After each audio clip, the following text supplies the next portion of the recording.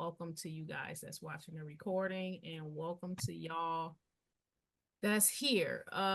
Before we like dive in, we just gonna give a few more minutes before we start. You know, we just got in. How is everybody doing with setting up like the sacred space? Everybody get their charcoal and stuff lit good, or you see Brandon's face? Oh, okay. So what that mean? The house is on fire. So I started off trying to burn the charcoal with one of these. Okay. Okay. Didn't work too well. Yeah. So I shot out to, now mind you, I'm thinking it's 8 o'clock right at first. So I keep coming back. I'm like, dang, where everybody at? Then finally so then I shoot out right quick to the hookah shop to grab me a torch, right? Okay. So I'm back, and I guess based upon, I forgot who just said it, as long as I feel it heated, like I thought I was supposed to see smoke from it. Oh, okay. Yeah, so as long as it's heated, we smooth. That's good now. Okay, yeah. So the coals, when you light it, it lets off oxygen, right? So if the flame is not strong enough, it'll blow it back out like poof. When I light mine, I light mine with the torch, but there are some that are also like defective. Yeah. Yeah, I think I got the defective pack. So, well, all of them may not be defective. One of the ways that I do is when I use the torch, I will light it and I will burn it for a really, really long time. I'll just hold it, even though it's still sparkling and it's going across, because sometimes it can sparkle and go across and it still won't be hot. Gotcha. Right? Because it can be defective. So if you light it long enough and keep the flame on there long enough, even though it's already sparking, then you wait. Then you can wait maybe about 10 minutes before you start putting some on it. So a really good indicator from the way that I was taught was to look at the charcoal normally. White. There you go. Yep. So if you're paying attention, and the color of the charcoal changes from a black color to maybe a grayish or a whitish color. Then I don't even barbecue, okay, but think about charcoals, right? When it's really heated, then the charcoal is going to change color. She said if you want to. No. Oh. Yeah, I did say if you. I didn't say that. You can grab my earth, man. He looked at me. He gonna look at me like, see, I told you. Look, I thought we were waiting on a prayer or something. I was just She waiting on instructions. She doing what she's supposed to be doing, waiting on instructions. You just ready to smell the sacred smoke. It's gonna be all right, Tonka. So for now, don't put anything on there, but after we like do the prayer, and I have you guys put some on there before the prayer, if you want to add some more on there like throughout a little bit, then you can. Cool. Okay. So has anybody ever actually gone to like college? Doesn't matter. Ivy League, community, doesn't matter. Never graduated, just started. Yeah. Okay. Yes. So my thing is that in those environments, the professors kind of have a chip on their shoulders. Not to say that we're going to have a chip on our shoulders, but they kind of bring the whole attitude of, I went through all of the hell, whatever I had to go through in order for me to get my degrees, and now I'm here to help you get yours. So that means if you show up on time, you show up. If you come to class, you come. If you don't, you don't. I just need my work turned in so that way I can grade you guys and make sure that you either make and follow the syllabus accordingly so that you can go ahead and do what you need to do. Is anybody familiar with that approach to higher learning? Okay. With this being the type of higher learning that you're going to be moving in, do y'all feel like we should take that approach? If you want to. I know, right? So, Catherine, could you unmute yourself, Catherine? Hi.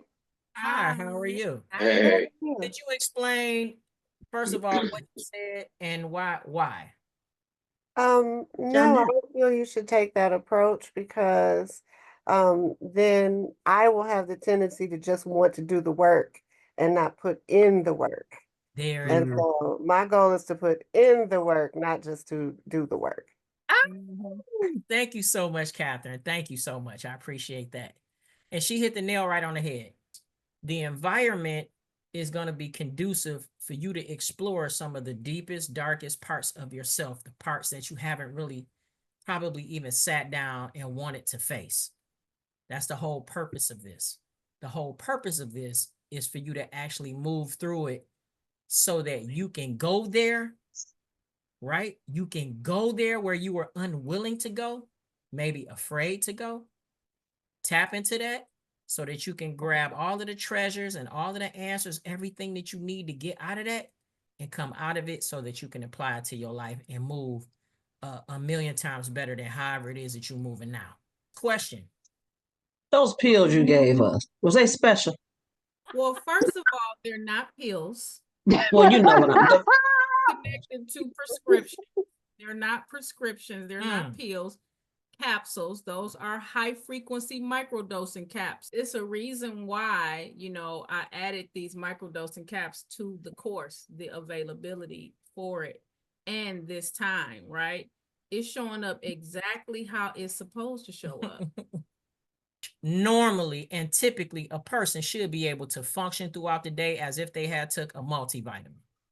You shouldn't be walking around here feeling like you on a journey. However, depending on what you have going on, biologically, anatomically, happening in your system, also spiritually, whatever is going on, this medicine is still just that.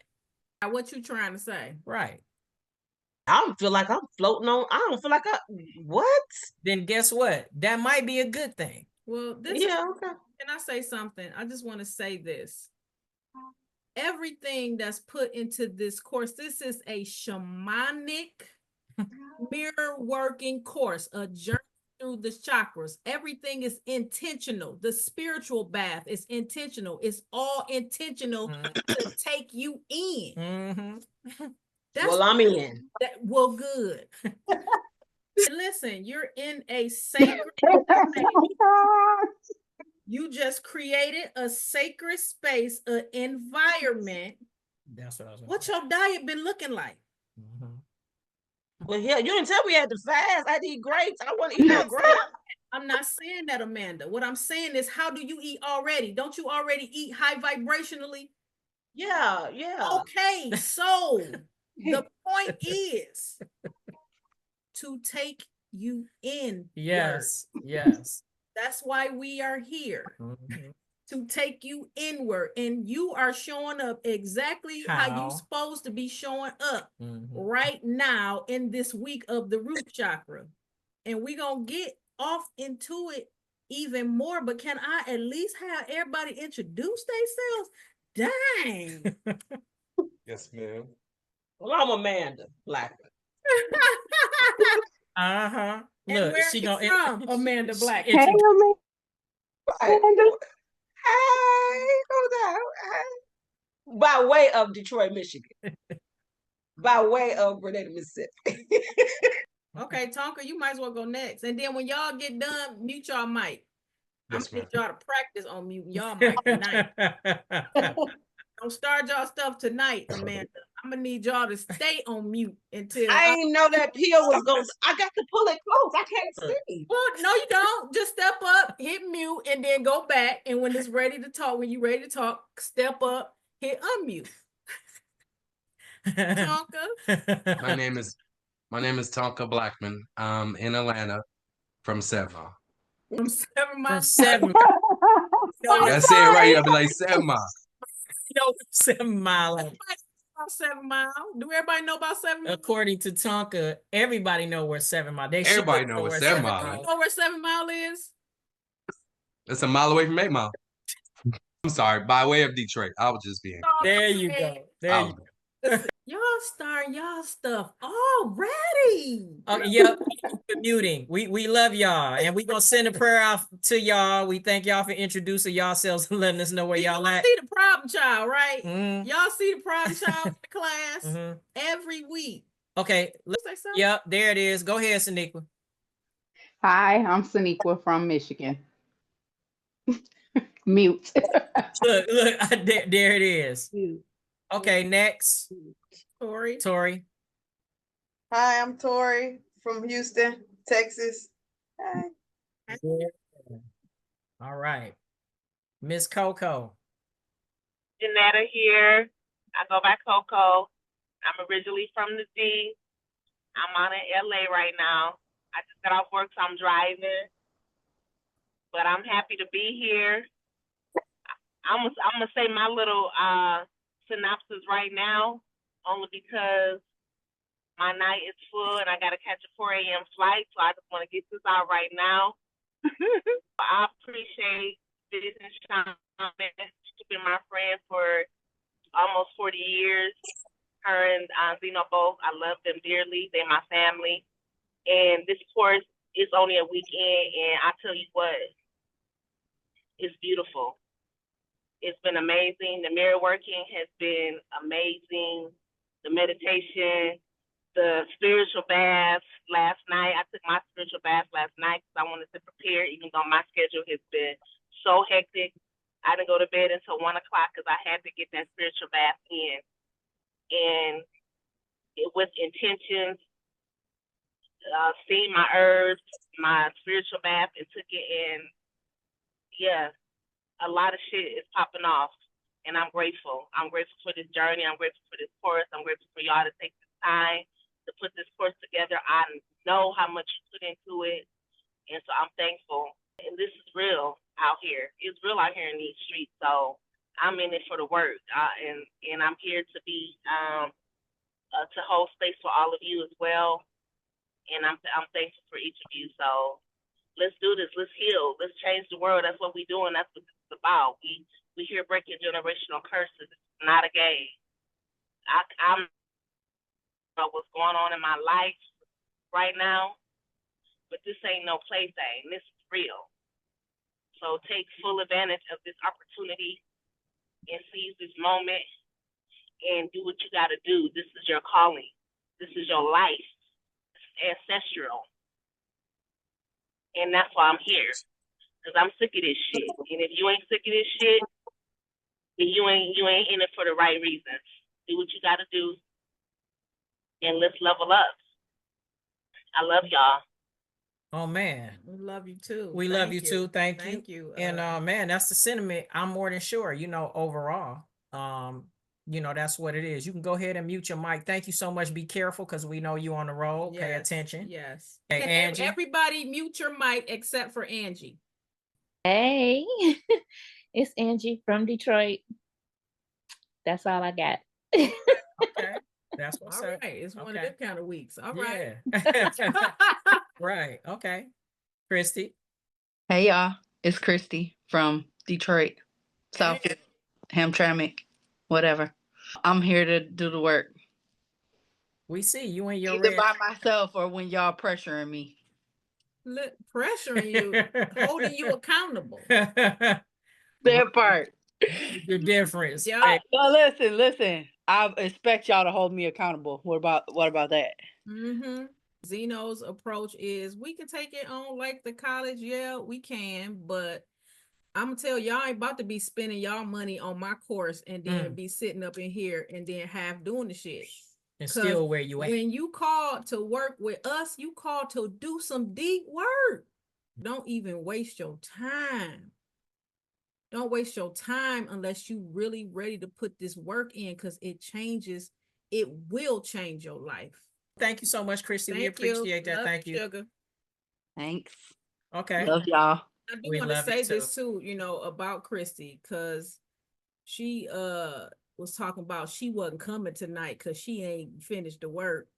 And I just said and Angie told on her ass. She told on her. I didn't do the questions. That part. Well, that's the part of the work. Yeah, that's okay. That's okay. You ain't the only one that ain't did the questions. I see who filled out the worksheets. I've already read the worksheets, and I see who ain't filled out the worksheets. So I've been doing the other things. What other thing? I've been meditating every day, doing the journals, doing the mirror work, but I didn't do the questions because I kept meaning to sit down and do the questions, and I haven't. So that was gonna stop you from coming because you didn't get a chance to do the questions? As long as you guys stay focused, move in your creative discipline, make it work. Be creative and make it work without sacrificing yourself in the things that you need to take care of, but also prioritize yourself because that's why you're here. So be creative in that discipline. We really appreciate that. Thank you. Valencia. Hi, everyone. I'm Valencia. I am from Detroit. And yeah, I'm happy to see everybody. Happy to be here. It was a rough week, but I'm here. But you're here. And that's what counts. So thank you. Xandra. Hi, everybody. Amaris is my baby. I'm on the desktop where she does her online schooling. So Okay. I didn't know how to change it, and I didn't want to ask I didn't want to ask anybody to come in and do it. So yeah, I'm in Long Beach, California. And I'm here. We're excited for each and every one of you guys. So thank you. Thank you. All right, B. What up, though, B? Brandon from the east side of Detroit, Black Bottom to be specific. It's historic. Research it, look it up. Sure. I am very happy to be here. I was so happy I arrived about an hour or so early, trying to gain access. You feel me? Honestly, the awareness that I've been able to have through the instructions on how we're supposed to approach the week, right? And I got a late start to it. I didn't start till Thursday. However, when I was in the awareness of what we're supposed to be doing, and it was obvious even in my interactions with others, you know, and being rooted for me, it used to mean something completely different, right? Again, being in survival mode, but it now being able to move and being rooted in the way that I am, and still I can be rooted with a happy disposition, you know, and that feels good. Yeah. You know, to be able to do that. So yeah. Getting it in. Yeah. Thank you so much, Brandon. We appreciate that. And I just do want to say, you know, I saw you when you got on extra early. It is two geeked MC. I know he's not in here. Like, was it almost? It was literally like an hour early. No, it was at I came in first by accident at like 7:50, right? My time, our time. Okay, right? okay, yeah. Then I came in at 8, thinking it was supposed to start at that time, and then realized, you know, but it's all love. Yeah. All right. Catherine. Hey, I am Catherine. I'm from Detroit. Christy actually invited me to join this class, and I'm tickled to be here. Keep it moving. Yeah. Are you kind of concerned about what have you gotten yourself into right now?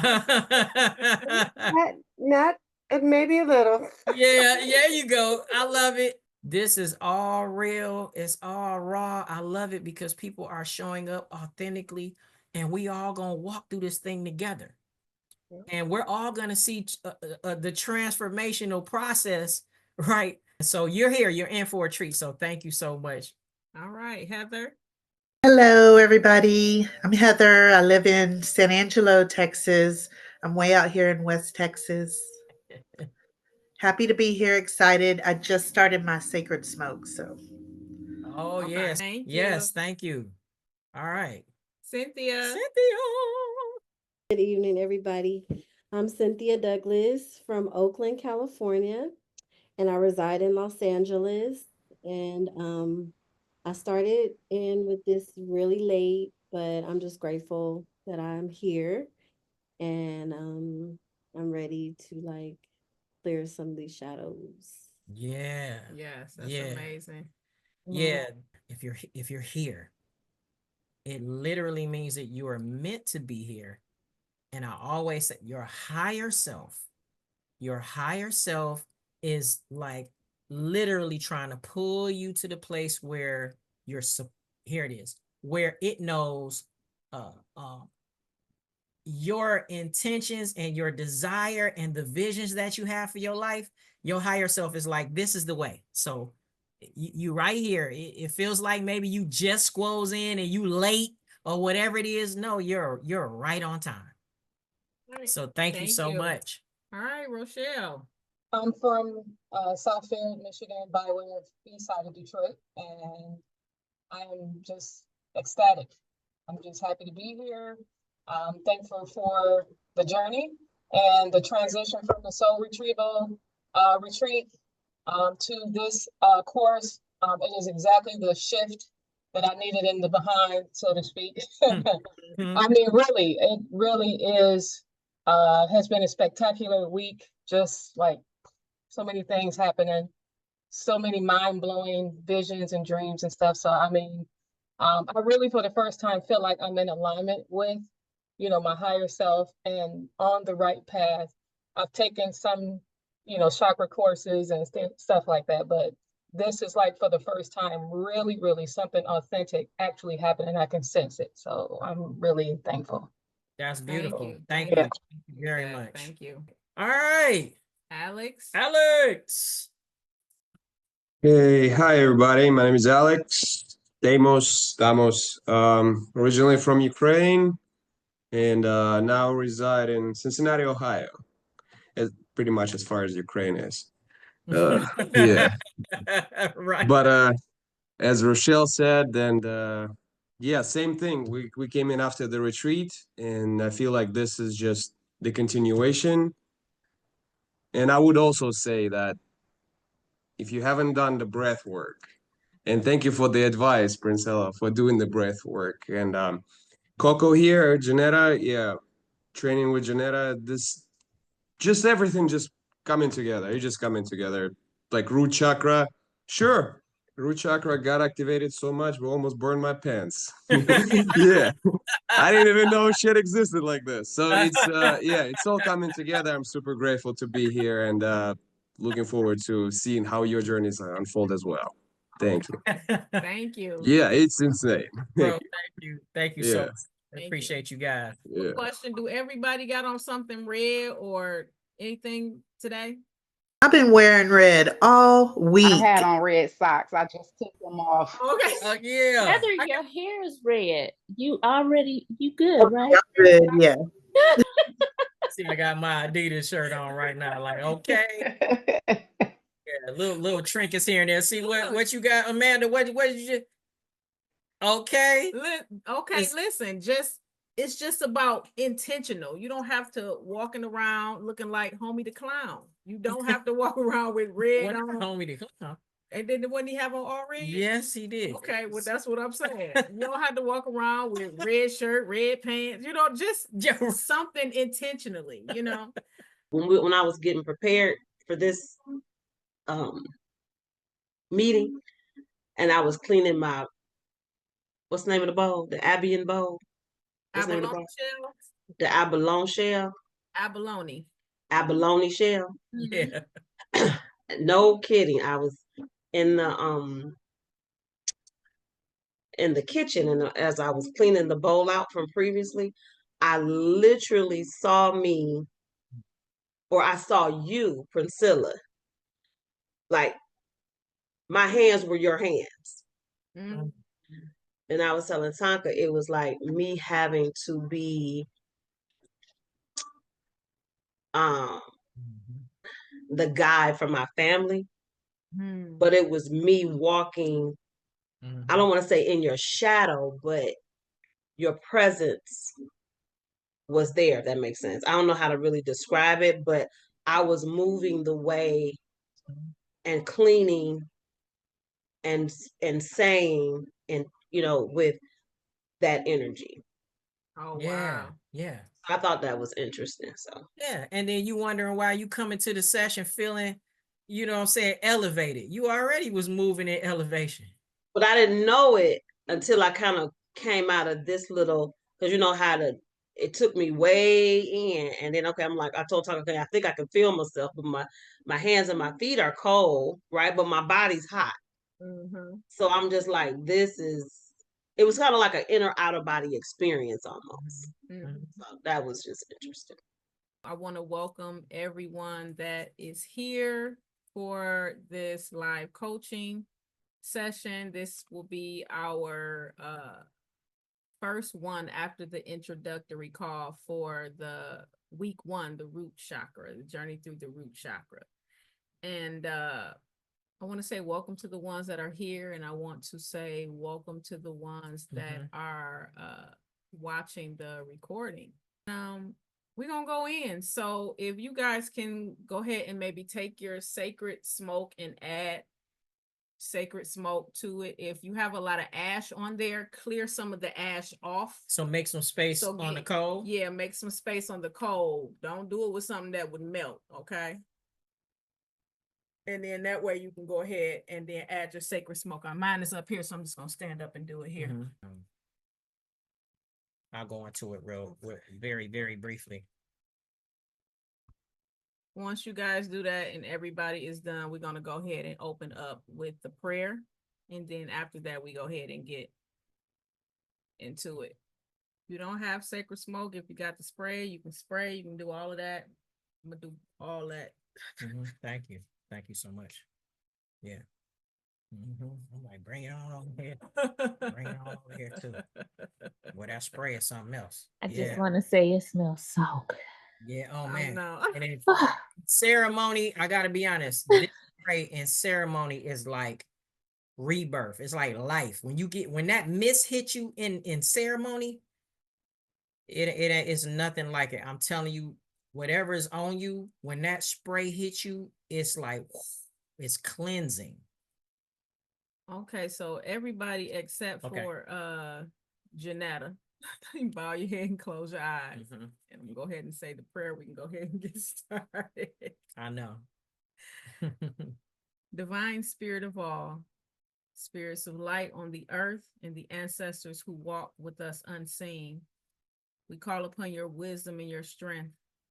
With open hearts and a secure breath, we root ourselves deep in the womb of Mother Earth, into the soil that has carried us through lifetimes.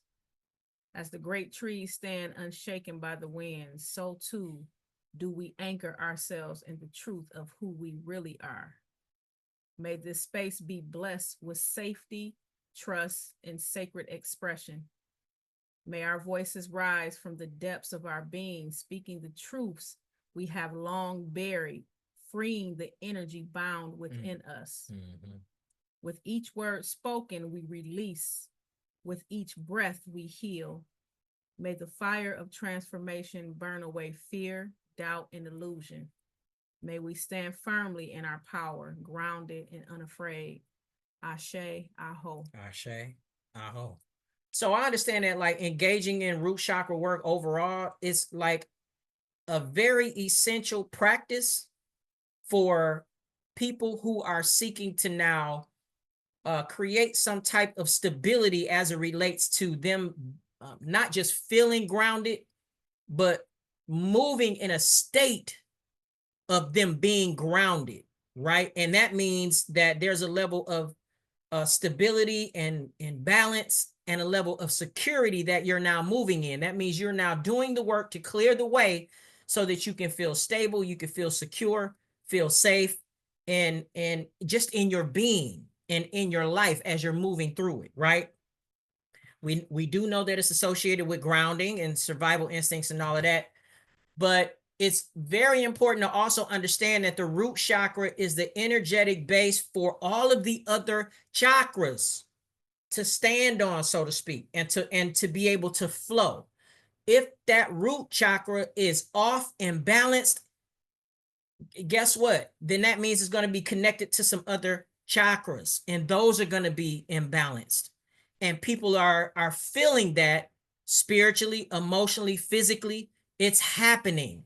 And there are things that can trigger that. So it's this part of the course is very important because now everything else somewhat rests on top of the root, the foundation. So we're building a strong foundation so that we can now, again, move through this realm, through this life with more feeling and being more secure, being more grounded, having the clarity to be able to make decisions, right? And not be in a fight or flight mode in that phase or aspect of the survival instinct, right? But be able to make conscious decisions knowing that everything is flowing and moving how it's supposed to because we've done the work and we're emotionally connected and tied to ourselves in that way. Now, from a shamanic perspective, this root chakra work aligns with the studies of autonomic nervous system. What I'm talking about is when I say autonomic, it's like you don't have to think to blink. It's an automatic response that your body goes through. It's automatic, right? You don't think about blinking. It just happens. And that autonomic system, right, is there to control that. If things are imbalanced, and we're talking about your blood pressure, we're talking about your cholesterol levels, we're talking about on a higher level health wise, that if that root chakra again is off on a subconscious level and even on a physical level, now the parasympathetic nervous system or the parasympathetic system as well as the autonomic system, it's off. And if it's creating automatic responses and it's off, y'all following what I'm saying? Now you're moving in ways automatically that are not self-serving. Genetically and through the DNA, we're all carrying some things, right, that could disrupt and create imbalance in the root chakra, the foundation of us moving the way that we're supposed to be moving in a much holistic, more healthier way. Okay, I want to add to that with him talking about, you know, the ancestral lineage and the root chakra. Our DNA alone, it dates back 1.5 billion years. We've been here many times, right? We are also our ancestors. Don't get it twisted, right? And she looking down, I don't know if she taking notes or what, but Zandra had an experience while doing her spiritual bath.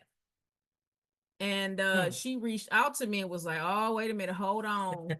Yeah. I'm a little afraid. I'm a little like anxious. Like I didn't know that all this was gonna happen. And I just want I'm gonna have her unmute the microphone because I was like, let me call her. It's not something that would be, you know, I'm gonna be saying through the DM or through text message or something like that. Girl, you afraid? What you afraid of? Right, right. No, let me pick up the phone. Yeah, and call her. And let's talk about it. But yeah, she dealt with some root chakra stuff as herself as an ancestor. Right? Please explain. It was terror. That's okay. I had said before during the last retreat that I was terrified of water, specifically the ocean. The push in the pool, can't do it, cannot. And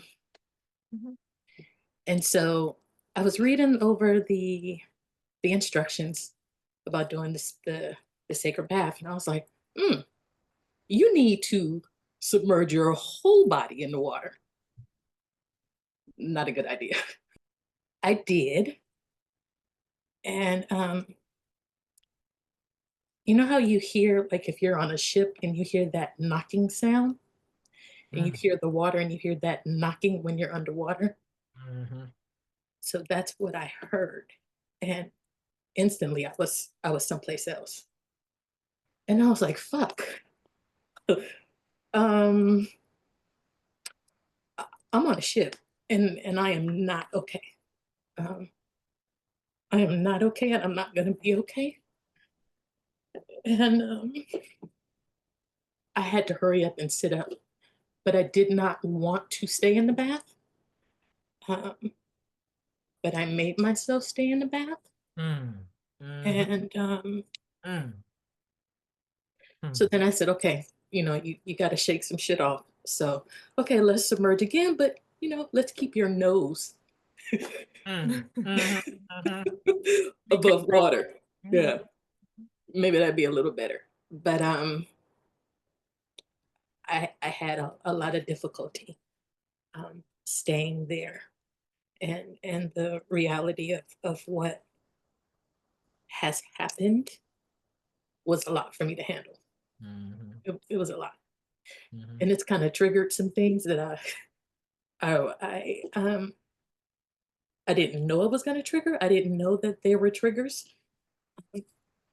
So it's been tough. It's been tough.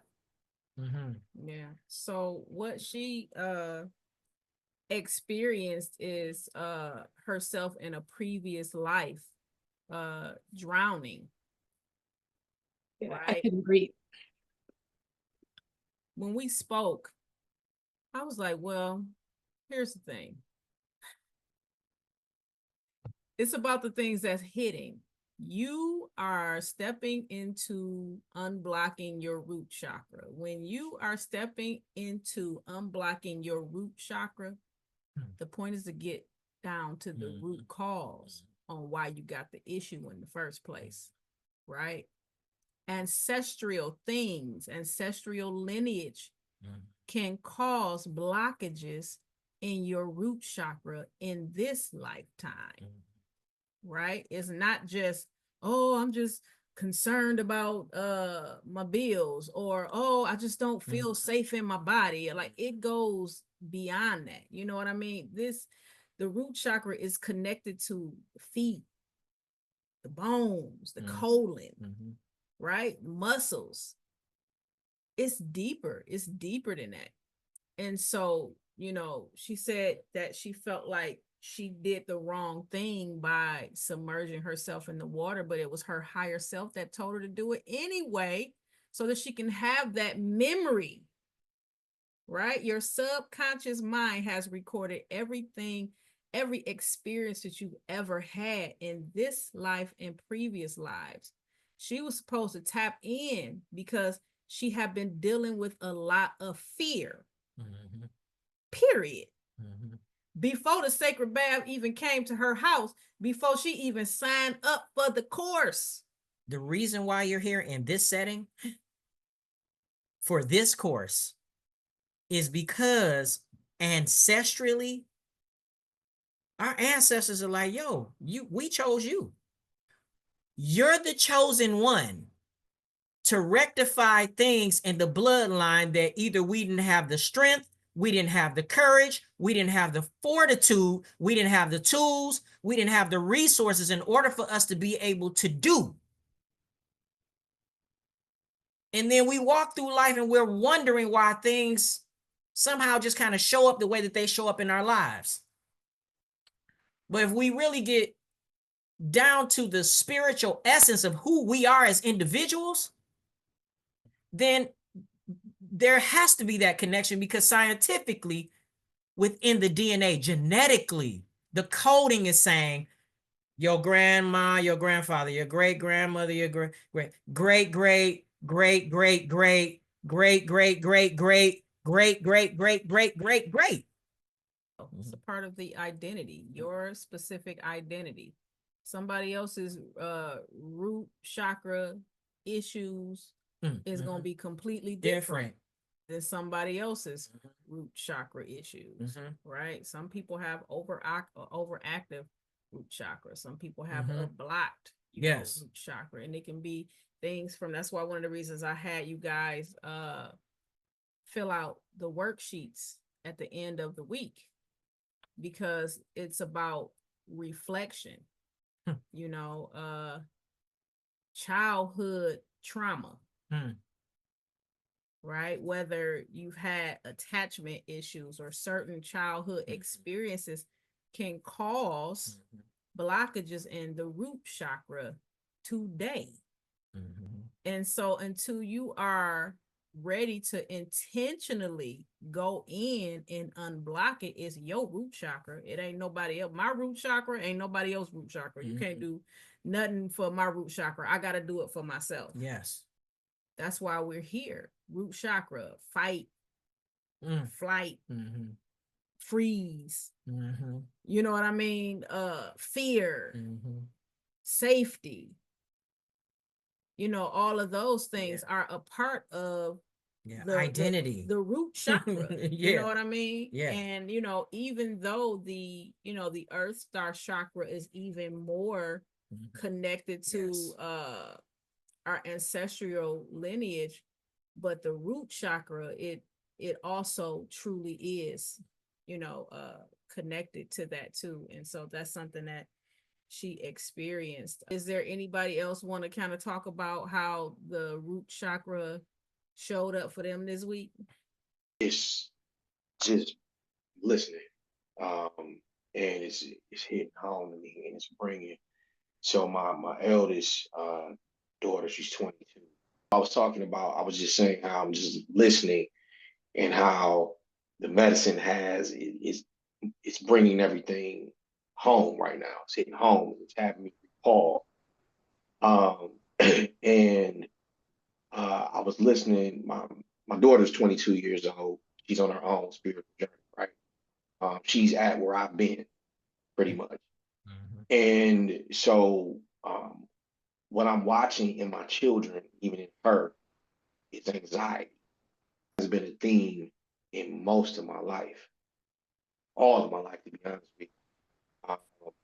And so making the connection from an ancestral path where it came from, I watched my mama deal with it heavy. Now I'm watching my children deal with it. And it was something that was very simple. In a moment, she was communicating with one of her professors. She's in college now, and whatever it was got deleted. And so in that moment, like, I watched so much anxiousness take hold, and I said, "Araja, breathe." She couldn't even hear me, but my youngest child was standing there. My youngest, my 10-year-old, she deals with the same things, right? And so I looked at her in that moment. And the connection that we have is something different. I mean, you got a different connection with all your children if you have multiple children, right? When I looked at her, she shook her head, right? And so it makes sense, the timing of this journey, and you talked about the autonomic system. I was listening to the book Becoming Supernatural, like we talked about that, right? And that's the part of the book I'm in, where it talked about the autonomic system, and it gave a reference to a story to how this lady was pretty much reliving her husband committing suicide daily, and how it broke her down slowly but surely, and led her to having to be medicated, right? Which was increasingly breaking her down even more. And eventually led her to a spot to where she understood how her husband got to a point. She was trying to remind her, why would he do something like that? Right? And so ultimately, my daughter was talking about it was the message for the day, because I asked her, what was the message today when you went to church? She said, well, it was about growth, right? So here we are. And it referenced the scripture in Matthew when he was talking about where seeds can fall, so forth and so on. I'm not gonna go into it, but where seeds fall, and how and her interpretation of it, right, it was a little hazy. I said, Raj, everything happens for a reason, right? So I am now in a shamanic course, right? I said, this is the week we're talking about the root chakra. So allow me to help you interpret this, right? And so I went in to explain how being rooted, right, can determine how everything else goes, how you perceive everything, how you are rooted, how you're grounded. And so what I told her, I said, I'm not going to ever dissuade you from your journey. I understand where you're at. But what I told, don't allow anyone else's interpretation to be the one, sole one that you roll with.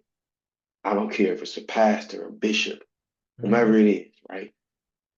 Spirit will speak to you and let you know how you should perceive and interpret that. Yes. That's right. Anxiety is a real theme in my lineage, you know, and I'm aware of that. So I've been having to really coach my children through that. You know what I'm saying? So yeah. No, thank you for that.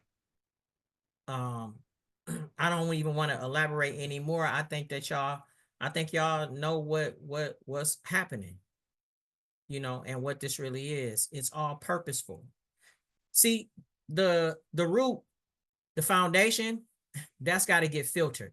This means it's got to be a shaking up. There has to be a shaking so that things can be released, so that the foundation can be strong. It won't be compromised. It'll be pure. It'll be solid. It'll be firm. You can stand on this thing. You can build on it, upon it. How high you determine that you want to go, or how high you envision yourself, your life, your children's lives to be able to prosper and move and flow. This is where it's starting. It's never too late, again, to be able to transform, right? This is why it's always important for us to understand that we're so powerful as human beings, right? And being spiritual beings, that we could just make a decision. People will catch up. They'll eventually catch up to who you're turning into, who you're becoming. It don't even make no sense for you to get caught up in how they're going to look at you based off of your previous decisions. We're so powerful that we can make a decision in a split second and it changed the trajectory of our whole lives, period. It's important to become the master of ourselves. We came down here in this bad boy by ourselves, right? When we looking in the mirror, who we looking at? Who gonna get us to where we supposed to go? So who should we be investing in the most? Right? We come here and we get so caught up and attached to other people, they dreams, what they supposed to be doing, helping them, putting everything into other people. And then when it's time for us, we gotta go lay down and take a nap somewhere because we ain't got no. You ain't got nothing to. Yeah. Let me just grab this burger right quick so I can eat and go and eat, you know what I'm saying? To sleep. Don't even understand what we doing to our bodies when we do that. You guys know, you are familiar with the root chakra. You know where it is. You know the color of it. And now you know what it's like to experience some root chakra stuff while you are intentionally working on your root chakra. Is there anybody else that want to talk a little bit about their root chakra before we get into these questions? Yes, Rochelle. I did my shamanic bath last week, and just before I started the first day of the course, and there seemed to be a running theme with rebirth and infancy. For me, so that's what I kept hearing. And then so when I did the bath,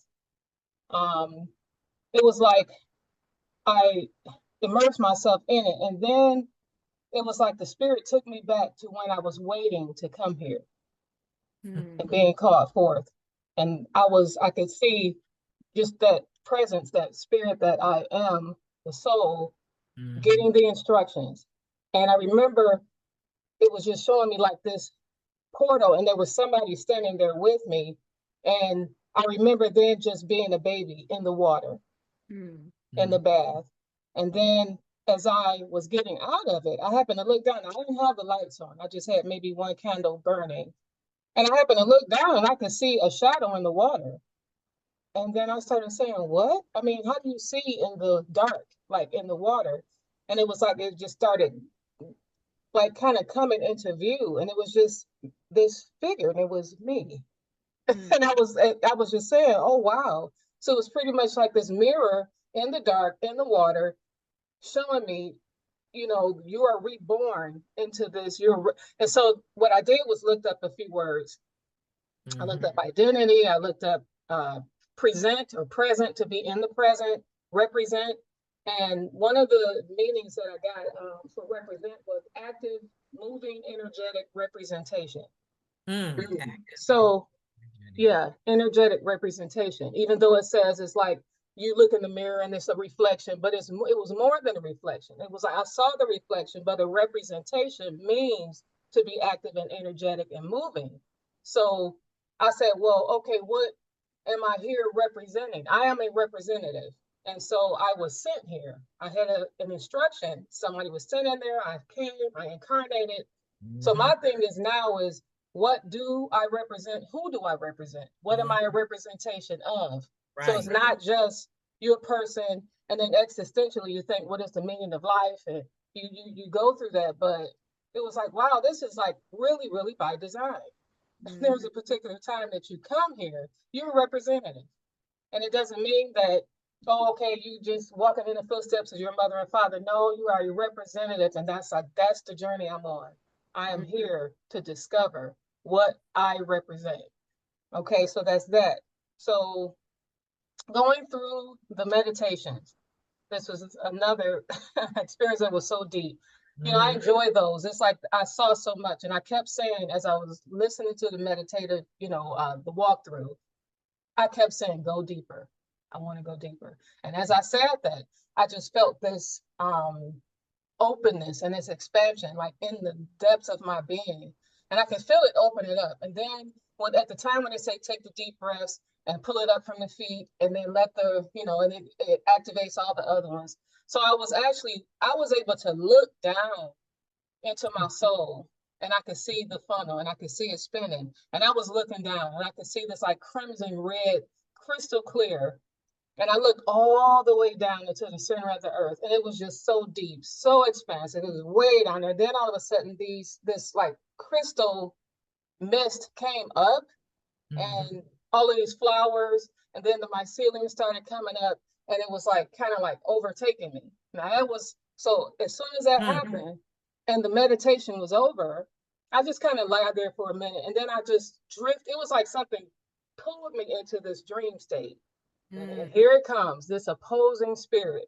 Wow. I mean, immediately, it was like once I had that, and I was feeling grounded, I was feeling, you know, empowered, and next thing I know, this being just appeared in front of me. And it just, I was like, what in the world is that? And then its face started coming into view. And it had these big, giant, wide eyes, a big, wide mouth. And as I was looking, and then it started trying to draw me in, to integrate with me. And then I was like, no, but then I felt its presence. It had a bald head. It was real short and stout. And it seemed I could feel the gravitational pull. And it was like that thing weighed like 50,000 pounds. And I could feel it pulling me. And so I started like, wait. And I said, no. And I said, no, And I said, what is that? And it just started smiling at me. So I said, what are you doing? Like, who are you? And what are you doing here? And they just did nothing but stare at me. I said, okay. So I started backing up out of the dream. I never took my eyes off of it. And then you could see like where this cloud just covered it up as I walked out of the dream. And then I immediately woke up. But I felt so proud of myself because I didn't get scared. I wasn't, you know, I was grounded in that space. And I felt that that was the root of all of the weight that I've been carrying.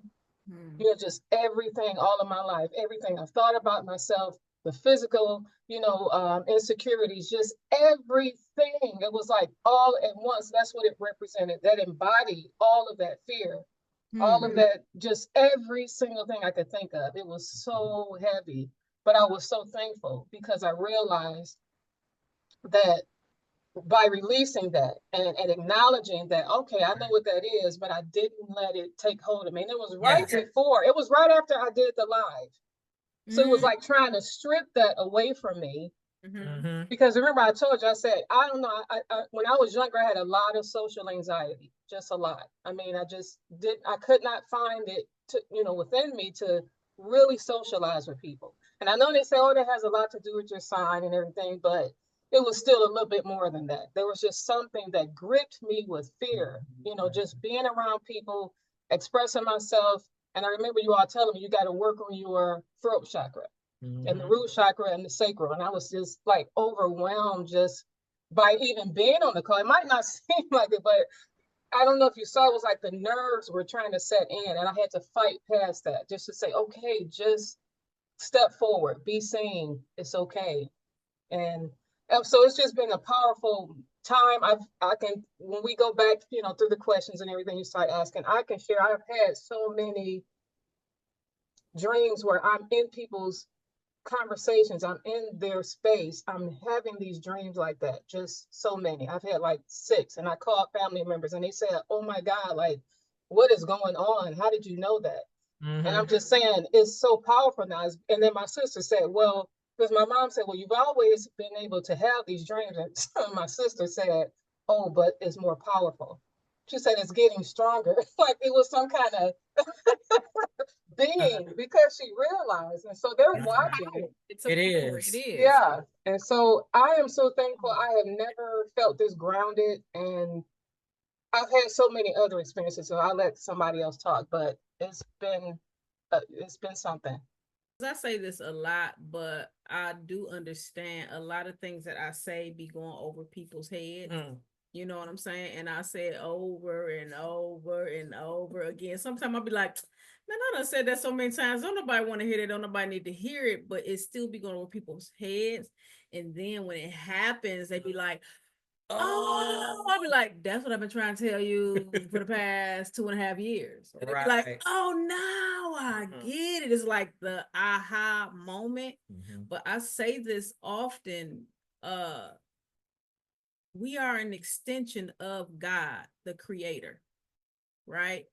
And if God is omnipresent and God exists in all dimensions, in all realms, so do we. We are an extension of that. But we are in these bodies, in this realm. We tap in through the other lifetimes, timelines, dimensions, through our dreams. That was you doing this same work in another lifetime and dimension. If you knew how many lifetimes that I do this work and how many lifetimes that I've tapped in where dark entities, they so mad at me. And they would scare the hell out of me in some of these dreams. You know, like, where the hell you come from? But I understand that, you know, we don't wrestle against flesh and blood. It's principalities and powers in high places. That's the spiritual realm. We are spirit beings. And so it's good to know that you on that same frequency where I'm not having that in this life. I'm not having it in another life. That's another part of soul retrieval. Right. The portal. We're talking about the portal, the mirror, the mirror work. We talked about the root chakra, you know. Is there anybody that want to talk about their experiences with the mirror work this week? And then we're going to get into the 6 questions.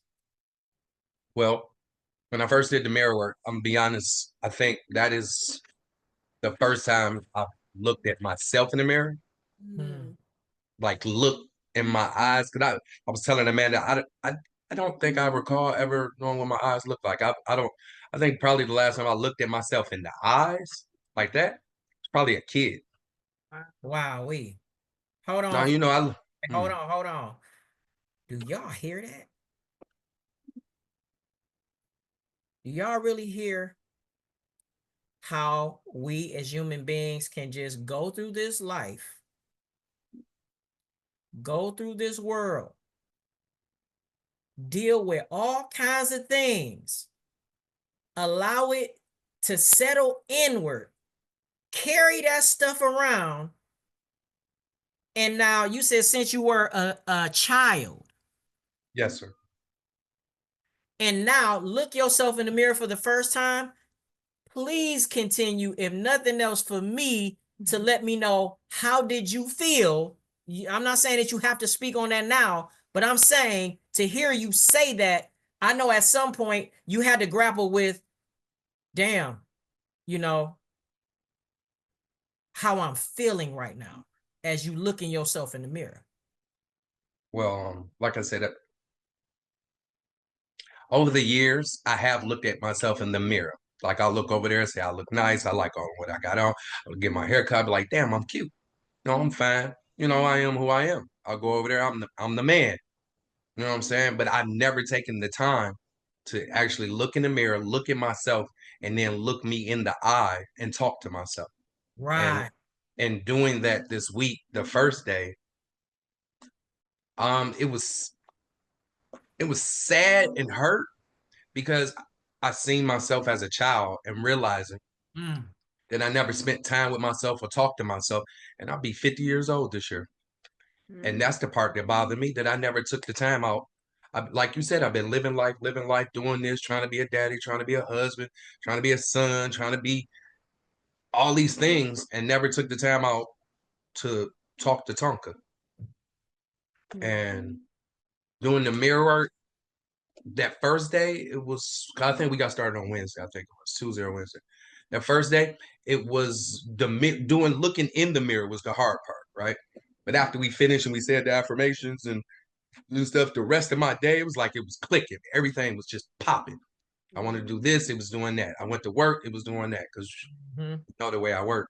So, you know what I'm saying? Even at work, the little kids wasn't even bothering me as much. Right. Or what they was doing was they just wasn't irritating me as much as they do. And then the second day, we did it, and it was easier looking in the mirror, but the affirmations started hitting and saying these things. And one of the things that I forget which one it said, but it's like whatever. No, not that one. There was another one. Amanda said it because, you know, she's reading it off to me. So, and I'm saying it when she's reading it off to me, and I just bust out crying. Because even Amanda looked at me, she said, "You okay?" I said, "Yeah, I'm good. Come on, let's finish doing this." Yeah. Yeah. But it was just, but doing the mirror work was, the after effects were good for me. Doing it was unnerving, uneasy. Yeah. You That's know, all. there's a level of unlimited power and resource that you can always give yourself, knowing that you have the tool to be able to move and work and operate with the portal. That's why I felt like it was so important for me to do this course, you know, as a shaman. You know, I remember experiencing for the first time the bathroom being a portal, the toilet being a portal, and oh my God, the mirror being a portal, right? Walking people through that portal in the spiritual realm is on a whole nother level. The mirror is not just to look to make sure your hair looking good and your pants ain't twisted on your behind. You know what I'm saying? It's not. But because of life and repetition, we just walk past the mirror. We just walk past the mirror. Tori, I honestly would like to hear from you. Yeah, please expand, expound, and share. Yeah, I had a similar experience too at work. Like I was feeling like not as many people was like getting me upset or anything. Like I felt a lot more calm, a lot more relaxed. Like, and my anxiety usually starts to flare up during traffic and getting to work. Like I was real calm, you know, after the meditation. I just felt real like rooted. And then it had, I think at the end it said like, take root, like the affirmation. And I was like, man, that was it right there. I feel like, and then it said like, get your little stretch in the bed. And then I got up and I'm like, okay, now I got to get to this mirror. I was like, I was almost like dreading it. I was like, Yeah. yeah. So I'm like, I did it. I'm like, it was a little awkward at first because I look at myself kind of like what he said. Like I look at myself, but not to the extent. Like I'm all in my eyes. I'm like, dang, I ain't even knew that was on my eye. Like all of these different things was coming up. And then I put the memo, like what we supposed to say on the mirror. Yeah. Then I was saying it and I'm looking in my eyes and then I'm doing it. And I mean, I feel like the more I did it, like throughout the week, I started feeling a lot more secure in myself, confident, and like flowy. Like I'm going with the flow a little bit more. I'm not too much worried about what somebody gonna say, think like whatever. You know? For sure. That's good. Being rooted. The week before was stressful. And I was like, "Who this week? Let's just don't do the same thing this week." Like the whole thing with the Costa Rica move, like I was all over the place. And then it was like right on time. This root chakra work, being stability, secure. Like I needed all of that, and I'm like, I need to just start practicing this on a regular. This meditation, going outside more, like. It was wonderful. On your worksheet, what would be the perfect scenario for you, right? Ooh, I can see that. Included the meditation, that included the nature, right? What y'all said is what you feel like your soul is calling you to, and it's a possibility, right? For you to have that exact same thing. You know what I mean? Okay, so is it one more person before we get to these questions that want to talk about their experience with the mirror work? Yes. Alex. There you go. I just wanted kind of while you guys were saying, I remember this one thing about mirror. Growing up in Ukraine, culture is a little bit different, but also has its roots and stuff. I'm part Greek as well on my father's side. And since we're kids, they taught us never to look in the mirror when it's dark. When you go to the bathroom, we didn't actually have like a bathroom. Shit is outside, but the never look in the mirror at night because you can see some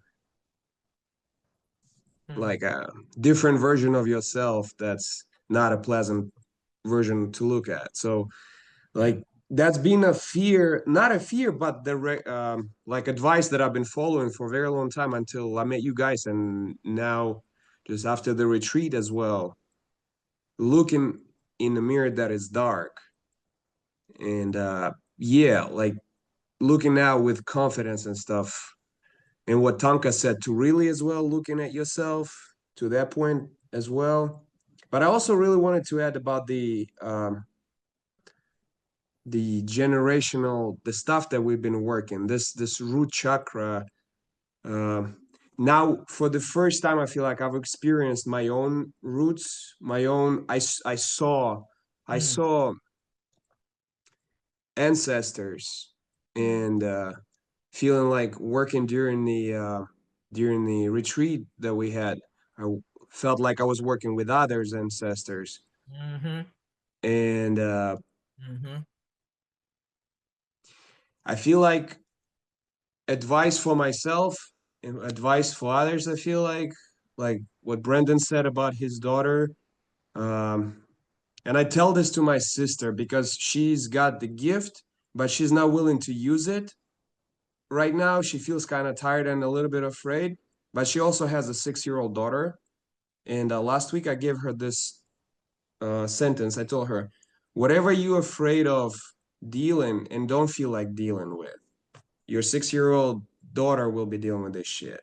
So it's kind of our responsibility to fucking, yeah, we can complain about this shit, what was given to us. But at the end of the day, that these are all just excuses. If we're looking straight to the fucking truth of it. And this wise guy once said, the greatest transformation that you can give the world, the greatest gift you can give to this world is self-transformation. Lao Tzu is this Chinese philosopher. Oh, Lao Tzu. Oh, for sure. Yeah, and I couldn't really get it, but until like really now, like getting it, understanding what self-transformation is, we have to do it for everybody, for millions before us and for millions after us. And what Princella said, our DNA is 1.5 billion years old. Like the word DNA, I feel like might not be even resonating really, really hard, but to kind of make it more simple, even like your blood, cut your hand, you see your blood, that's where all of the information is, just like different words of DNA. So the information is stored in water and in blood, two liquids. Yes. And then in the moment you conceive a child, all the shit that you had before, it gets in that one sperm hitting the egg. All of that shit. And it's transformed. I can see it in my son, my 12-year-old son, where all the, just like what Brandon said, all the shit that I dealt with and I didn't deal with at the moment until he was born. And I was like, fuck, now I know what half of his life is going to be until he's realizing it and willing to face it. If he's not going to face it, shit, the next generation. And that's how we fuck up the generations. Seeing myself in this root chakra couple weeks, especially like first day after, because we had a 2-week break, and next day was Coco's training on breathing. Like I didn't know it could light up and physically burn in the perineal area, or how you call it, yeah. And then it just shoots up your spine, and then you travel, you see shit, you experience stuff. And then looking in the mirror as well adds more and more and more. So yeah, I guess, yeah, I'm not gonna keep you guys waiting, but yeah, to that extent, that we owe responsibility. There it is. Yeah. And I feel to finish, yeah, when I saw myself as previous ancestors, it was all blood. It was all just fucking war. I saw so many dead bodies. I was the fucking guy just dying and dying and dying. All those before you that died in the ways that you don't get to die anymore. You owe them a fucking, hey, I got you guys. It don't matter how late it is, how hard this shit is. It's not as hard as being there. My sister, my family went through the active war in 2014. And there's no other, unless you're there, you cannot feel it. You can only like imagine that shit. But even then, when they express it out loud, how really, really scary that is, it puts the rest of the problems non-existent. Now that we know what this shit is, we just need to learn the rules, how the shit is operated. So then we can just cleanse. That's it. Cleanse, yes. And if in fact you think about your life and all the other things and ways that you could have been taken out of here, but now you find yourself in this course here it is on a Zoom talking about root chakra and you healing, and you didn't have a clue at some point that you were going to end up here, it's because it was meant for you to end up here so that you can do the very thing that Alex is talking about. Take on the responsibility to not just clean up your own mess, but then to also connect with. Because when you start talking about spiritual, there is no separation between us.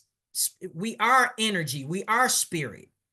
So when you cross the threshold, it's everything connected to you.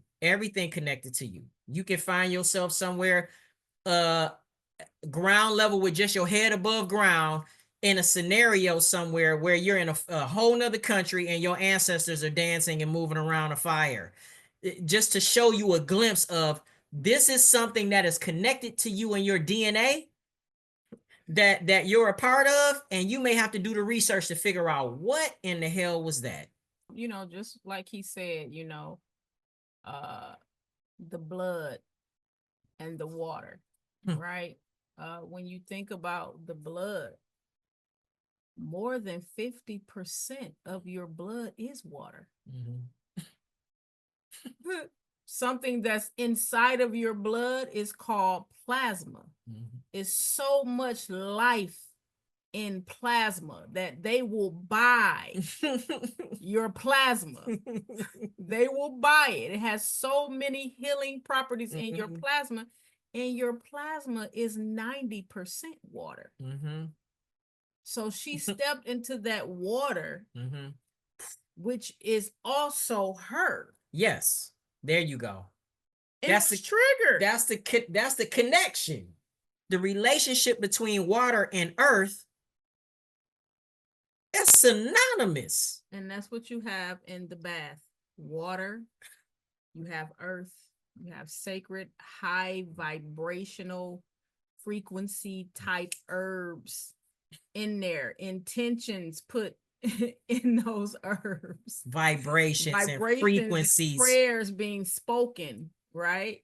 Into those herbs. And now you are speaking over yourself while you are in this bath. And so yeah, water is also transformation.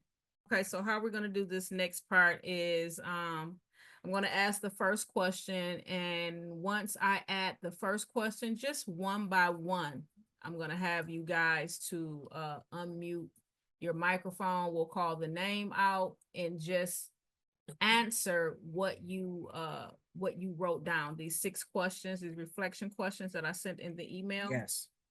So y'all go ahead and y'all will just read what you wrote and then mute. We'll go to the next. What makes you feel safe and secure? What makes me feel safe and secure is knowing that I am enough, realizing my true potential and calling, and walking in it.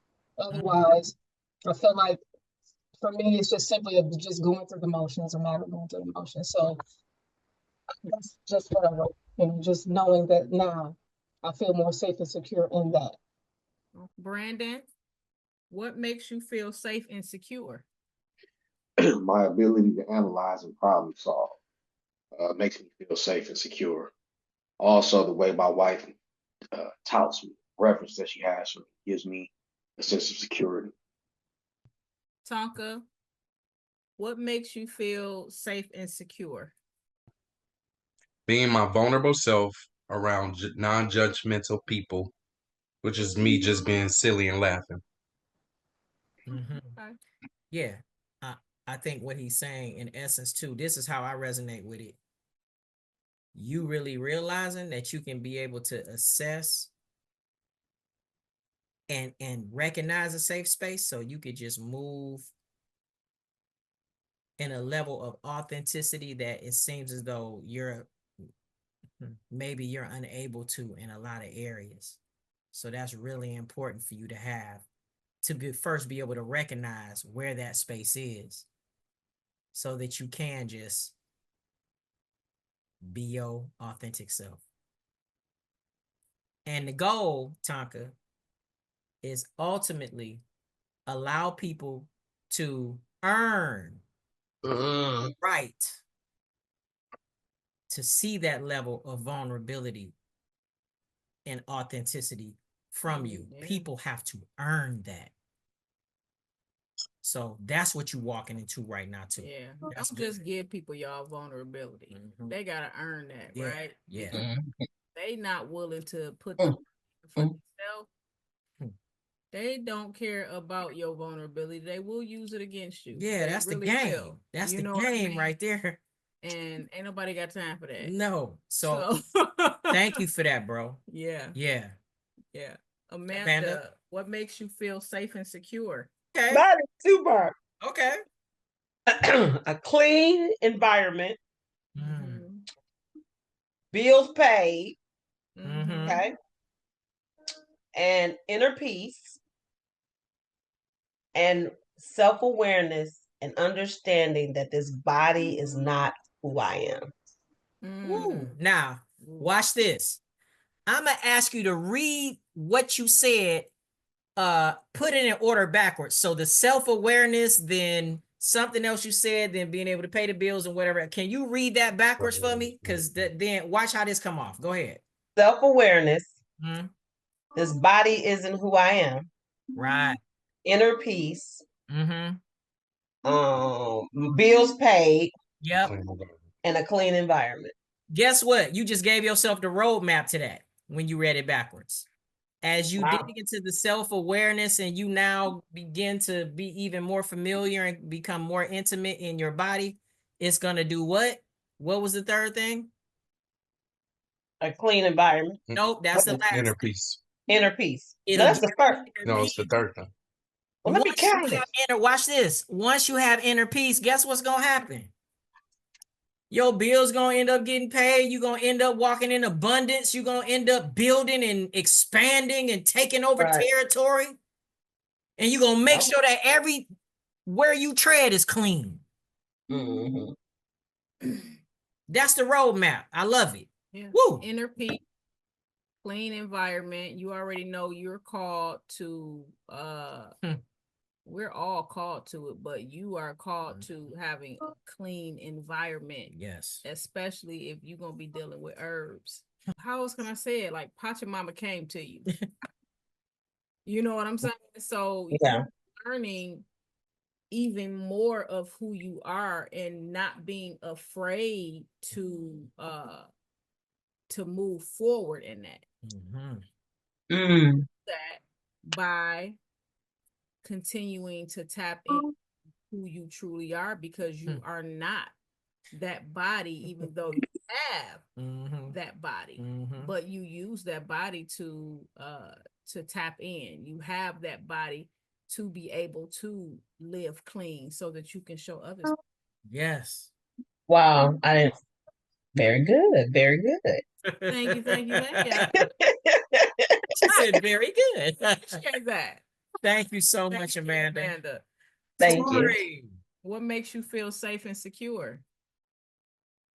Knowing and remembering I'm not just a human, that I exist in higher realms or dimensions, and knowing I came here for a specific purpose and that I'm co-creating my reality with spirit, knowing I'm never alone. Yeah. Good right there. That's the navigational system for it all. That's tapping into the power in the true essence of who you really are. And knowing that will make you feel safe and secure. Yes. You know, actually knowing is beyond belief. Knowing is beyond faith. Right? So when you stay in a space of knowing, then that's exactly like what's going to show up. Oh, you conquering then. That's when you're able to move and flow. Yeah. When you were talking about earlier, right? You're able to more so go with the flow, ebb and flow, like the water, because we are water. Shaniqua! Hey! You might not want my answer. Oh, no, now we want even more now.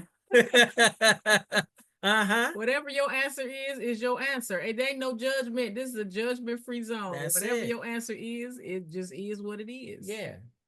Absolutely nothing.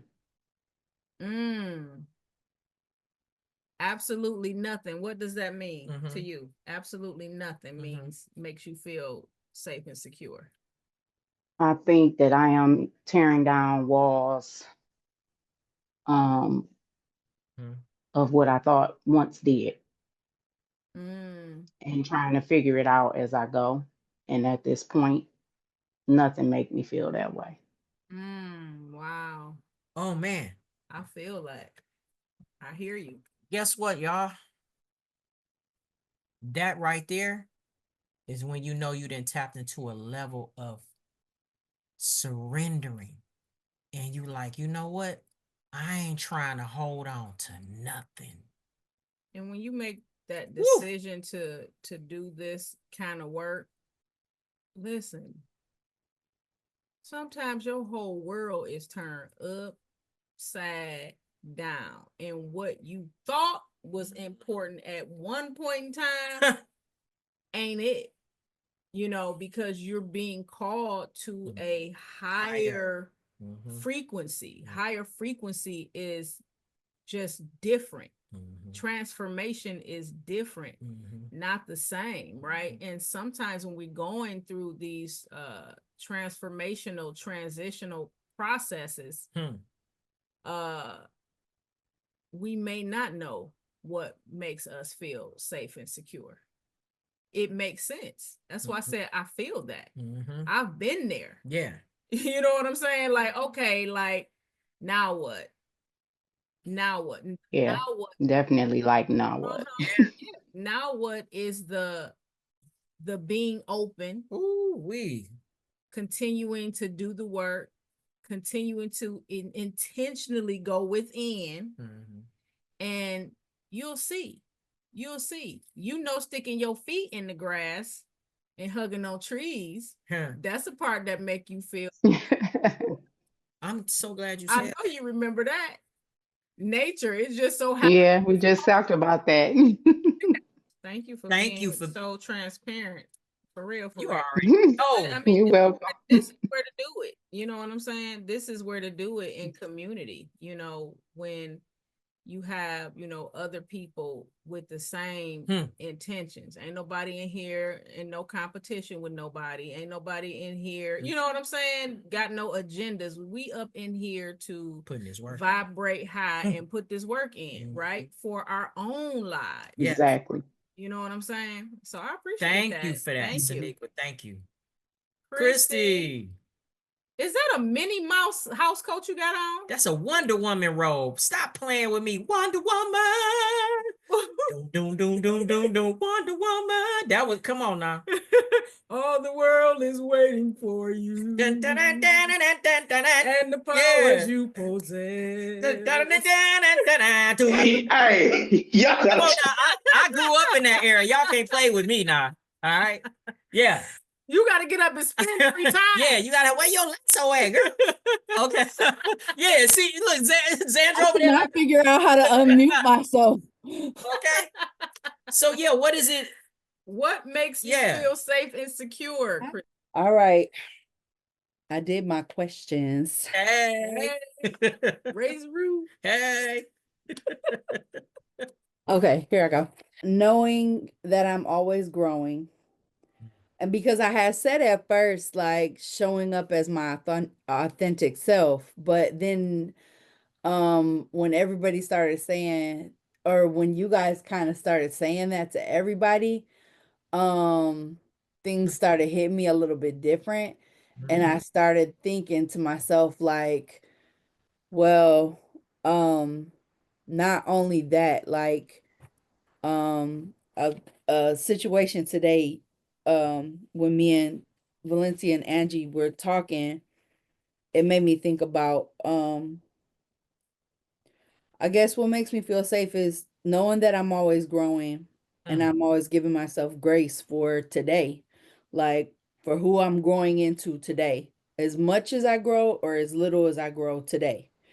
And knowing that no situation is permanent and that it's all good and we are all the all. So those things give me comfort, and not that just I can show up as my authentic self, that I can show up as my authentic self and I can show up unapologetically. Like I can literally, like, I can love who I am. Like it took me a long time to love who I am. And so I love me. And so it's I don't know, and giving myself grace and all of what I said, like I mean every word of that, and I love every word of that. Allowing yourself grace and having the mindfulness to know that Not being so hard on yourself. right, it's not Yeah. about being perfect, it's just about you being. Yeah. And like Alex said, like we give this shit to our kids. Like I see my daughter being so hard on herself, but I know because I have to tell myself like sometimes like I know like Kathy said I sent her here, but or I refer her to the class, but Kathy will tell me all the time, she'll be like, I wouldn't be so hard on myself. And I'll be like, no, I'm not. I say it lightly now, but like there Yeah. was a time where I was like real hard on myself. Like I'll be like, dang, I shouldn't have done that. I shouldn't have said that. But like now I'm like, maybe I shouldn't have said it like that. It'll be all right. Yeah. Because what else is it gonna be? Yeah. But all right. Yeah. Thank you for Thank that. you, Thank thank y'all you, for thank just you. being raw. We really appreciate that. Catherine. Hey, friend. You rolling with us. What makes you feel safe and secure? So my answer is pretty simple. My home, my mother and her presence, my child and her presence, and my own control. I think we live in a chaotic world, and I work in a chaotic system. And so my control is pretty much everything. That's how I protect myself. Yeah. But here's the thing that you're saying that I'm hearing, right? It is the things that matter to you most. Your loved ones, that's the thing that brings you peace. And you being able to say, hey, this right here is mine, and these are mine. This is my bloodline. This is my blood. Right. It's mine. Right. And I'm overseeing me and mine. I'm good right there. What I heard is things that make you feel safe and secure is more on the outside of you versus the inside, the inner part, right? And you know, as far as control, who don't want to be able to control the environment? You know what I mean? We want to be able to control our environment. At the same time, we have to be willing to lose control, you know, in order to gain truth, the truth of who we are, right? Tapping more into things that nourish you with self-care. You know what I'm saying? Is that making sense? Yes. Yeah. You know, it's important for us to make sure that we prioritize ourselves, right? Because we can love whoever we want to love and be glad about somebody else's presence, but if we are not straight, if we're not taking care of ourselves, like we're not serving the other person from 100% anyway. It's like we with them and we half cup, empty cup, because we give into everybody else. You know what I mean? And so I just wanted to make sure that, you know, that I just added that to what you said. I appreciate you though. Yes, thank you. For what you said. Thank you. Thank you. Life is work, but we choose the work. We choose the work. And to get clear, y'all, to manifest what y'all wrote in y'all on y'all worksheets, for the ones that wrote on the worksheets, for the ones that didn't write on that worksheet, and I'm gonna read what y'all said on the worksheet. I read what y'all say on the worksheets. I do. The quicker we understand attachment and detachment and ebb and flow, when you doing what you're supposed to do in your body and your temple is clean, you're going to hear. Then you have to be willing to do the work to push past the fear of whatever it is. Yeah, that's holding you back. Yeah. Of holding you back, right? That's blocking you from getting to that complete, perfect, safe space. Yeah. You create the complete, perfect, safe space. You don't have to be on no hamster wheel every day, but it take work. It take work not to be in your root chakra when, you know, from a child, you weren't stable from a child and you got that stuff passed down. That's where the work comes. But when you're moving in your higher calling, in your higher self, you're going to be met every single time. I'll see who wants to answer this one. Where do I feel unstable and insecure? Who want to answer that question? Finances. Wait a minute, I need my glasses for the other one. And my body. Like doing all the things that I know can help me get my body to where I would like to see it, but not seeing the results. Like even when I did the 21 days raw, when Janetta did it in December, you know, I expected to see so much different results and I didn't. And then even going back into that. So those are the things I wrote down. That's what I feel.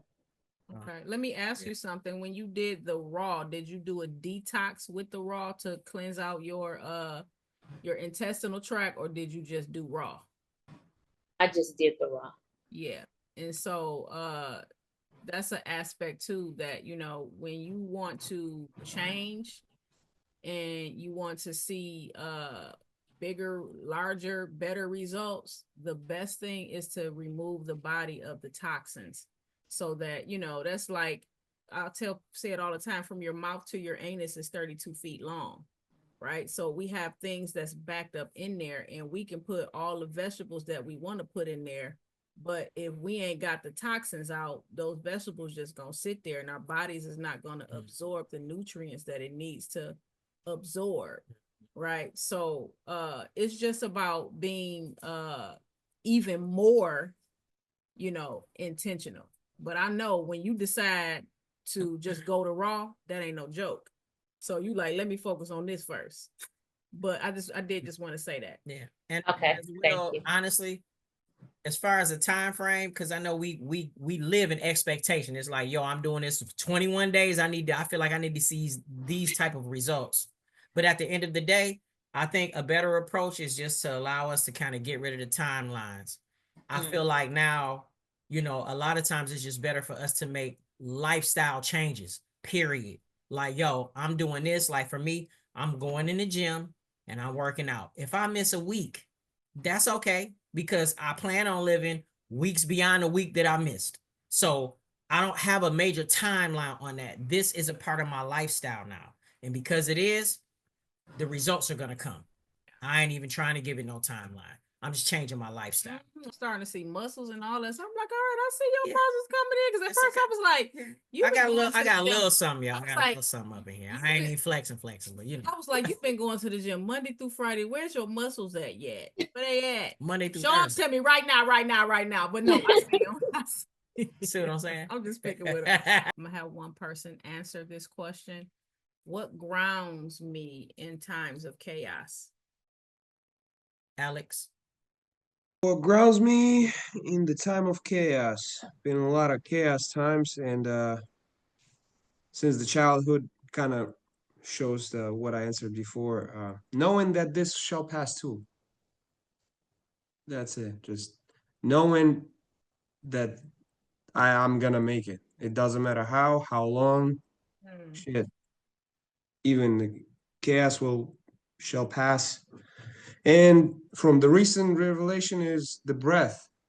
The breath is the anchor. I feel like during the psilocybin journey, latest one, it was a perfect example of I was thrown by the like Doctor Strange movie. I was thrown through the dimensions constantly where I couldn't even hold my feet straight. I was just out of balance, just and I was trying to find a point of anchor where I could hold on to something. And at that moment, it was a grain of sand, and I was just kind of asking, like, I'm gonna learn from grain of sand by being grounded rather than seeing the multiverse of everything, because grain of sand has more knowledge than all this shit together, because it's stillness of the sand. And yes, for me, the yes, knowing that the chaos shall pass, and the breath, just constantly breathing. Don't, as Zeno said, we are universe is mind. Yes, everything is a thought. It's just hard to comprehend that when you're born in three-dimensional material world, that a thought creates this world, not the other way around. Thank you. Like that, that perspective, knowing that this too shall pass. Because even when things get hard, where you have to face the shadows and the things, they show up, right? It show up for a chance for transformation. Either we can look at it as an opportunity, or we can look at it as a curse. And if we look at it as a curse, that's exactly how it's going to continue to show up, as a curse. And we start to look at it as an opportunity, then that's exactly what it becomes, an opportunity. So this next question, one person will answer this question. What parts of myself am I hiding or denying? Okay, Brad. So I denied the fact that my sense of loyalty is oftentimes a metric that I judge others by, as if them choosing themselves somehow makes me better than them.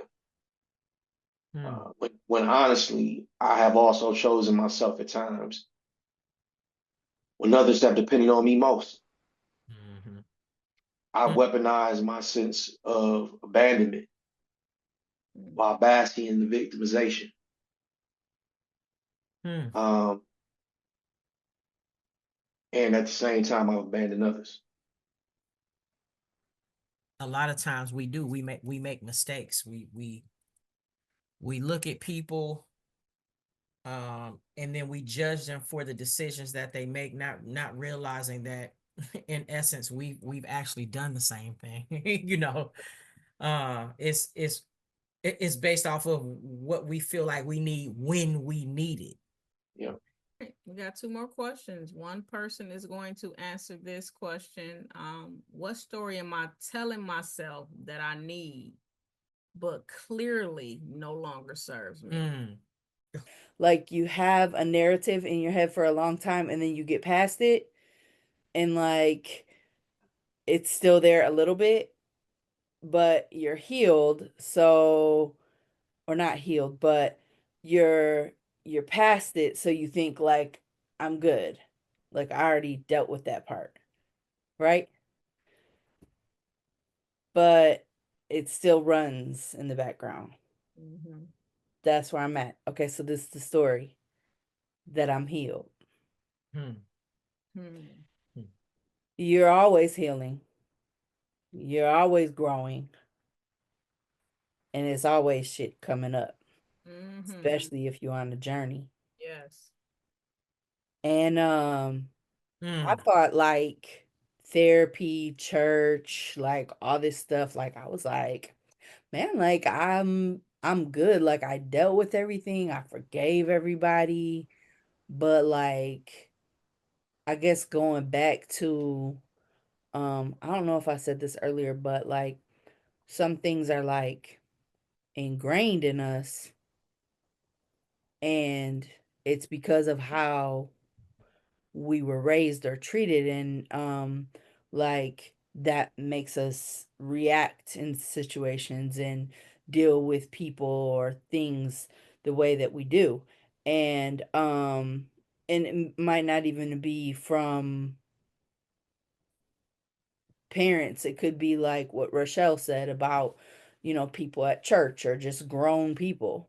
So just saying, like, I thought I had healed everything because I was like, okay, these are all my problems. I'm gonna figure out everything, and I'm gonna forgive everybody. So, my narrative is that I'm healed, but I don't tell myself that anymore. I say I'm on a mission. So, Yeah, you on your journey. Yeah, that's good. And that's important to know,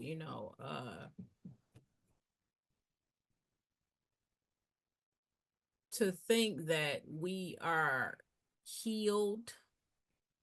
Like, okay, you're healed when you go to the other realm. As long as you in this realm, it's stuff, like you said, stuff is going to be constant. Trauma is going to be constant. It's about the tools that you learn to use in order to move through those challenges. and Vision, you say, you might not like. You say you healed when you go into another realm, but you say you either ascend or descend. Like you learn your lessons or you don't. So, Well, here's like, the thing. Yeah, you ascend or you descend, right? But when you leave this realm, you go back to spirit. The ascend and the descend, right, is where you gonna go in the next realm if you have to come back. If you yeah. have to come back and you didn't learn those lessons, you come back. That still don't change the fact that you are God, but you still have universal laws that you just cannot get past. avoid. The goal is always ascension. So the spirit is always gonna want to ascend. So the spirit is always gonna want to go back and reincarnate. Because once you cross that other side, it's like, oh shit, that was like a dream. Oh, I knew this, I know this, I know this, I know that. Damn, okay. I'm gonna go back and do it. I'm gonna go back and do it. But you're in your full power and you don't know the emotions that, Alex said, in this 3D realm. We say, oh yeah, I am what I am and I know what I know. But when I go back down there, I'm gonna forget where I come from. But when you leave this realm, you go straight to source. So in the other realm, you're not like, I gotta heal. No, you are already healed. It's just when you decide to incarnate again, are you going to incarnate more dense or are you going to incarnate on a higher frequency? That's how that go. Yeah. So this last question, one person will answer. What shadows have I noticed within myself this week that need acceptance and healing? I can go. Okay. Yes. I have a lot, so I'll try to go as quickly as possible.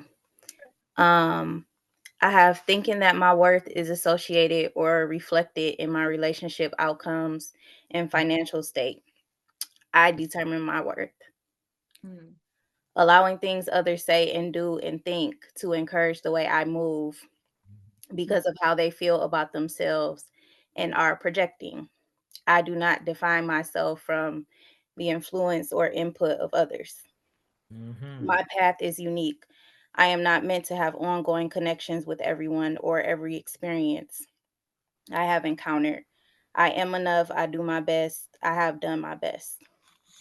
I am loved and appreciated by myself, even if others do not feel that way. I am always and always have everything that I need exactly when I need it. There are no coincidences or mistakes. There are options, divine guidance, and choices. I feel unsafe when I feel others try to take advantage of me. It is okay for me to just be and allow myself to have fun, rest, and not be so hard on myself because I don't have to. And the last one I have is because I don't have to let them be mad. Like, I mean, for real. Because they're gonna be mad if they want to be mad anyway. Right, there it is. Exactly. The truth shall make you free.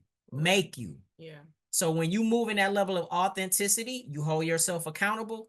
That's a level of truth that will make you experience liberty and freedom, choices and options, and all those other things that are good for you. Yeah. So, yeah. So, that was beautiful. All this was beautiful. Again, I thank y'all for coming on here and giving us y'all time, because y'all didn't have to. You know, I really appreciate it. And listen, I'm gonna continue to hold y'all accountable. Listen, we all grown up in here. Check y'all emails. That's all I'm gonna say. Check your emails.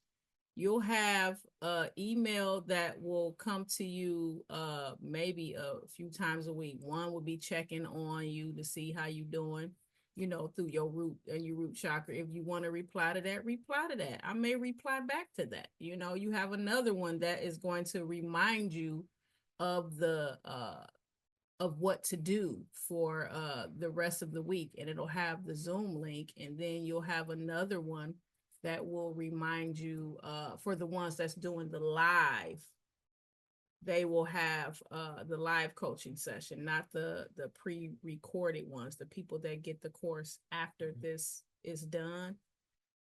But for you guys, you will also get another email on the morning of with the link again, because I always have people saying, I can't find a link. Can you resend me this? Can you resend me that? Can you resend me this? Can you resend me that? I didn't get that. And all I gotta, I just go right in my platform and say, they got the email. I'm looking at it right here. It says that they got it. It says that they did not open it. So you have it. So let me just tell you how to look up the email. It's in there, you know. Check your emails every day from Monday through Friday, starting this week when we working on this sacral chakra. You want to listen to the meditation every day. It's a practice, right? You want to do the affirmations every day. Yeah. And then when you come to Saturday, Saturday is the day that you want to have your reflection. That's when you will fill out the worksheet, right? And then maybe like in the middle of the week, you'll receive an email with some reflection questions that we will go over for the sacral chakra for next Sunday. Okay. Well, if everybody can bow your head and close your eyes, we can go ahead and end with the prayer to the great spirit of all and the ancestors who guide us. We offer our gratitude. As we close this sacred space, we release what no longer serves us, allowing it to be carried away by the river of time. We shall, like the moon, trust the rhythm of our emotions and move forward with open hearts, ready to dive into the depths of our desires, creativity, and pleasure. As we prepare to go on this journey through our sacral chakra, we will awaken to the inner source of our creativity, our passions. Plus, we will embody and flow freely in our divine essence. As we create fearlessly, we will love deeply, and we will shine our light. Ashe, Aho. Ashe, Aho.